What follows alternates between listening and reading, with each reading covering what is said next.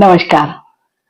13 जुलाई 2025 बेहद खास है ज्योतिषी दृष्टि से, क्योंकि इस दिन शनिदेव अपना वक्री गोचर स्टार्ट करने वाले हैं और टिल 28 ऑफ नवंबर 2025 तक वो वक्री अवस्था में या उल्टी अवस्था में ही भ्रमण करने वाले हैं। हालांकि ये कोई नई बात नहीं है। शनि या सभी ग्रह कभी न कभी साल में एक बार वक्री होते ही हैं, और जैसे कि शनिदेव हर वर्ष ही 138 से लेके 140 दिन तक वक्री गोचर करते हैं। लेकिन वक्री गोचर से अधिकांश लोग डरते हैं कि वक्री यानी उल्टा चल रहा है तो शायद बुरे ही प्रभाव देगा, लेकिन ऐसा बिल्कुल भी नहीं है। और इनफैक्ट कोई भी ग्रह वक्री गोचर करता ही नहीं है, यानी उल्टा चलता ही नहीं है, क्योंकि ग्रेविटेशनल फोर्स की वजह से कोई भी ग्रह हमेशा सीधा ही घूमेगा। लेकिन साल में कुछ दिन ऐसे आते हैं जब कोई भी ग्रह सूर्य से एक पर्टिकुलर डिस्टेंस पे आता है तो हम पृथ्वीवासियों को ये लगता है कि मानो ग्रह वक्री या उल्टा चल रहा है। तो अभी 8% क्या होने वाला है, 13 जुलाई से ही शनिदेव सूर्य से 120 अंश की दूरी पर रहेंगे, तो पृथ्वी के नजदीक रहेंगे। तो हम पृथ्वीवासियों को क्या लगेगा, एक तो प्रभाव हम पे ज्यादा पड़ेगा, गति मंद हो जाएगी शनिदेव की, और ऐसे लगेगा कि वो उल्टे चल रहे हैं, लेकिन वो असल में उल्टे नहीं चल रहे होंगे। साथ ही जब भी कोई भी ग्रह वक्री होता है तो उसको दो भावों का फल देना पड़ता है। एक तो जिस भाव में अभी गोचर कर रहे हैं उस भाव का, एक जहां से वो आए थे अभी पीछे वाले भाव का, तो दो भाव हो गए। तो समय कम है और काम ज्यादा करना पड़ रहा है, इसलिए वक्री अवस्था में सभी लोग क्या प्रेशर फील करते हैं, क्योंकि पर्टिकुलर जो भी भाव में जिस भाव से संबंधित उनका गोचर होता है, हर राशि का अलग होता है, तो वहां पर अगर वक्री गोचर है तो ऑब्वियसली अगर ज्यादा काम करना पड़ा तो प्रेशर फील करेंगे सभी लोग। तो अभी क्या, ये जो वक्री गोचर चल रहा है, जब शनिदेव का स्टार्ट होने वाला है, तो कहा यह जाता है कि चेष्टा बल या एफर्ट करने की जो पावर होती है हर ग्रह की ही हो जाती है, वक्री होता है तब बहुत अधिक बढ़ जाएगी। तो आपको क्या करना पड़ेगा, 5 महीने बहुत अधिक काम करना पड़ेगा। साथ ही शनिदेव किन नक्षत्रों में घूमेंगे, वक्री गोचर किन नक्षत्रों में करेंगे, ये भी एक महत्वपूर्ण विषय होगा, क्योंकि जब तक उत्तरा भाद्रपद में, क्योंकि ये बृहस्पति देव का नक्षत्र है तो अच्छे रिजल्ट मिलेंगे, लेकिन वहीं पे जब वो पूर्वा भाद्रपद में गोचर करेंगे तब थोड़े से चैलेंजेस बढ़ जाएंगे। प्रॉब्लम नहीं आएगा, बस हाँ चैलेंजेस बढ़ेंगे, तो चैलेंज सॉल्व करने होंगे हमको काम करके। तो ये भी एक महत्वपूर्ण विषय रहेगा नक्षत्रों में गोचर का भी। तो ये जो वीडियो मैं आपसे शेयर कर रही हूँ ये है चंद्र राशि पर आधारित, क्योंकि शनिदेव या अन्य कोई भी ग्रह है, जब गोचर की हम बात करते हैं तो वो हमेशा चंद्रमा पर होता है। तो चंद्रमा से ही हमारी राशि तय होती है। आपकी कुंडली में जहां पर चंद्रमा लिखा है उसके आगे जो नंबर लिखा हुआ है वही आपकी राशि बनती है। तो ये वीडियो है धनु राशि के लिए। तो धनु राशि वाले सभी लोग की, क्योंकि अभी तो शनि की 7.5 से 2.5 साल ही उनको मुक्ति मिली थी, अभी ढैया उनकी चल रही है।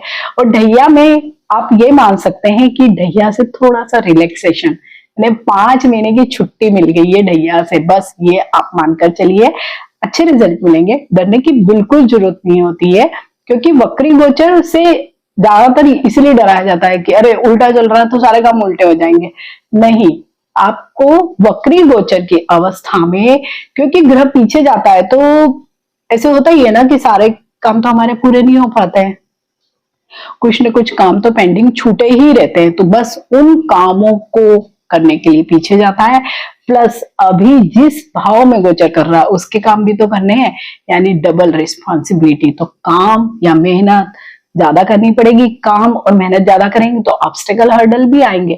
तो इसीलिए कहा जाता है कि वक्री गोचर अच्छा प्रभाव नहीं देते हैं।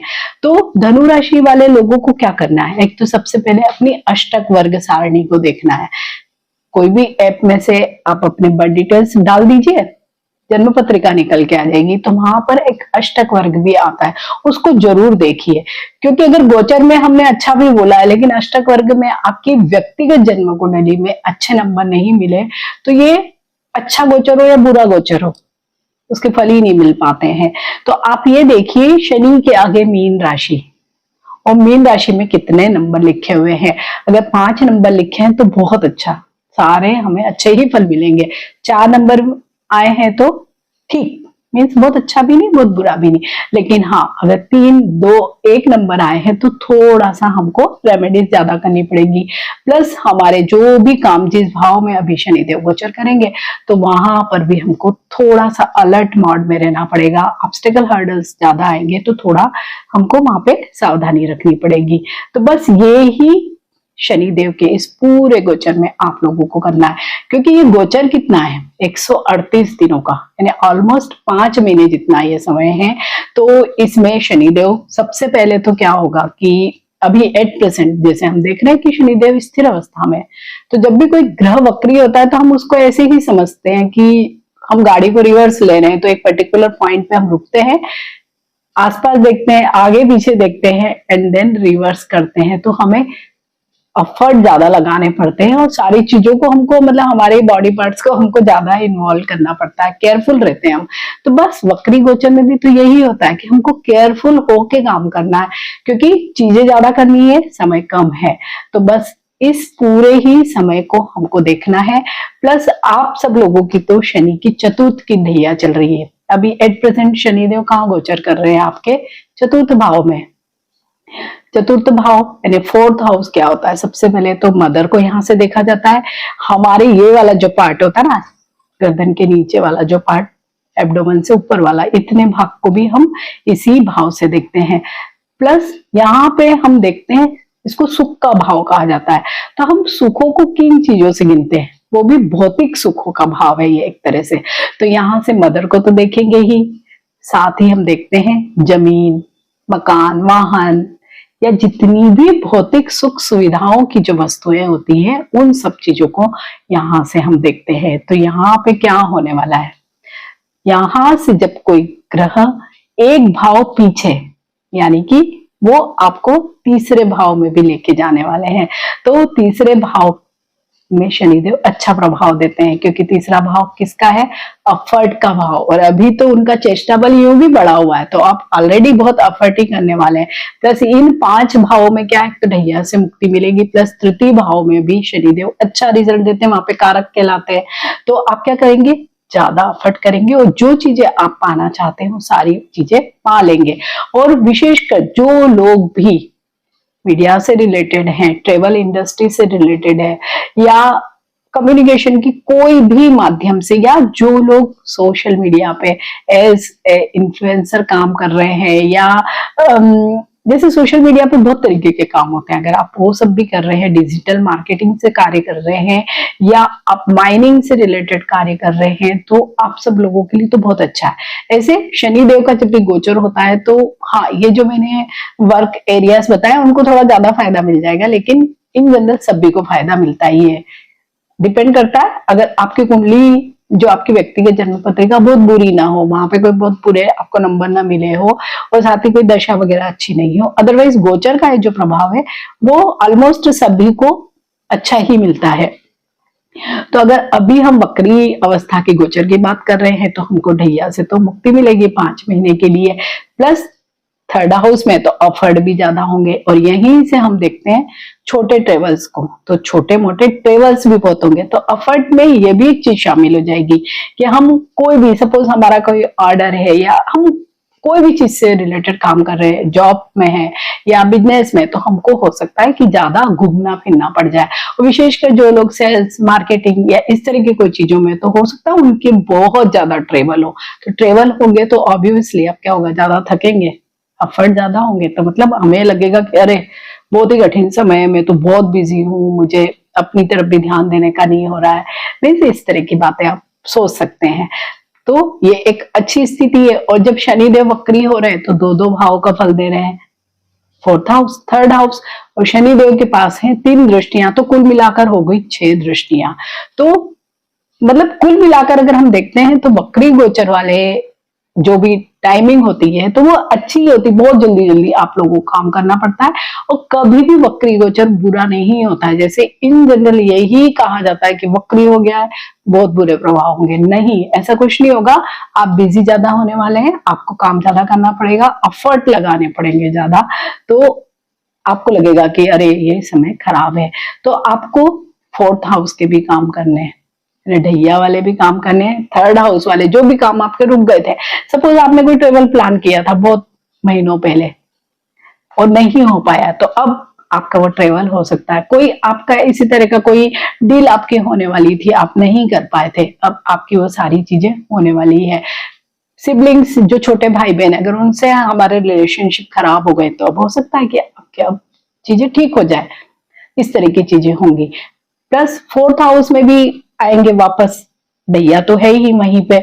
तो अगर कोई भी चीज आपकी कुछ खरीदने के लिए, जैसे जमीन, मकान, वाहन, कोई गजेट्स आप खरीद रहे हैं या अप्लायंसेस खरीद रहे हैं, तो या हम एसेसरीज को भी अब यहीं से गिनते हैं क्योंकि भौतिक सुख हमें उन्हीं सब चीजों में मिल रहा है। तो वहां पे आपको क्या करना पड़ेगा, थोड़े से उन चीजों को पाने के लिए प्रयत्न करने पड़ेंगे।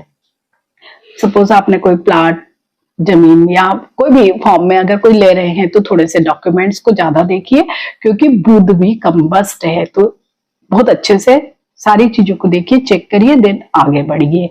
इसी तरह से यहाँ से क्योंकि मदर का भी भाव देख रहे हैं, तो वो तो खैर पूरे ही ढैया के ही पीरियड में मदर की तरफ से थोड़ा सा हेल्थ इश्यूज आपको परेशान कर सकते हैं। और अगर उनकी पहले से कोई एग्जिस्टिंग कोई बीमारी चल रही है और वो भी लंबी बीमारी, और विशेषकर इस पार्ट में हम देखते हैं कि जो भी आता है इसमें कि चेस्ट आता है, हार्ट होता है, लंग्स होते हैं, ब्रेस्ट होते हैं, तो वहां पर कुछ प्रॉब्लम्स आ सकते हैं और उसकी वजह से आपको थोड़ा सा चिंता रह सकती है। प्लस हॉस्पिटलाइजेशन, उसका खर्चा, ये सब चीजें भी।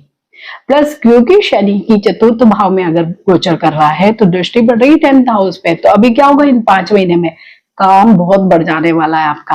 हो सकता है कि जो पुराना काम आपका पेंडिंग छूट गया था तो वो अभी आपको सारी फाइलें वो भी निपटानी पड़े, या आपके जो प्रोजेक्ट पहले रह गए थे आपको उनमें फिर से अटैच कर दिया जाए और आपको ज्यादा काम करना पड़ जाए, तो ये एक स्थिति रहेगी। साथ ही बड़ी लंबे ट्रेवल्स, या जो लोग भी अगर विदेश जाना चाहते थे या एक्सपोर्ट इंपोर्ट का कोई काम करना चाहते थे या उससे संबंधित कोई बात थी आपकी, तो हो सकता है कि वो अब सारी ही फिर से पूरी हो जाए। अगर फादर का रोल देखें तो हो सकता है कि अभी आपको उनकी तरफ से कोई फाइनेंशियल सपोर्ट मिल जाए, या इन जनरली जैसे सपोर्ट होता है ना, वो मिल सकता है कि पापा ऑफर कर दे कि चलो तुम ये काम करो, मैं तुम्हारी फंडिंग कर दूंगा, इस तरह की चीजें भी हो सकती है। तो ये सारी चीजें अभी आपके जीवन में हो सकती है, तो डरने की जरूरत नहीं है, बस काम ज्यादा करना पड़ेगा। इधर क्योंकि थर्ड हाउस में एट प्रेजेंट राहु भी गोचर कर रहे हैं, और ये भी राहु का पसंदीदा जगह है ना, क्योंकि राहु, शनि, ये जो मैलेफिक स्टार है उनको क्या करवाना, काम ज्यादा करवाना, एफर्ट ज्यादा करवाना आपसे। तो यहाँ से कहा भी जाता है कि थर्ड हाउस में राहु कारक का कार्य करता है, तो बस काम ज्यादा आपको करने पड़ेंगे। बस ये है कि राहु की वजह से हमारी बुद्धि सीधी चलनी चाहिए, क्योंकि राहु बहुत बुद्धि को भ्रमित करता है।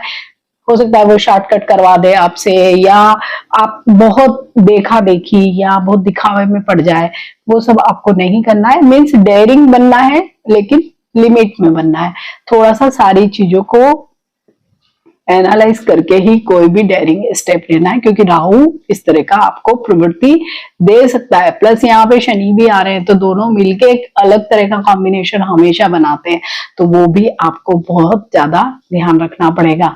तो ये वाली स्थितियां तो अच्छी है, लेकिन अभी क्या हो रहा है, मंगल और शनि का षडाष्टक योग भी बन रहा है, तो थोड़ा सा हमको ध्यान रखना पड़ेगा। अगर हम ड्राइव कर रहे हैं तो हमको ध्यान रखना है, आगजनी, चोरी, छोटी मोटी कोई सर्जरी हो जाए, ये सारी चीजें भी हमको अभी ध्यान रखनी पड़ेगी। इसके साथ ही ये जो पूरा पीरियड चल रहा है, तो कहीं ना कहीं बृहस्पति देव बहुत बैलेंस बनाने वाले हैं।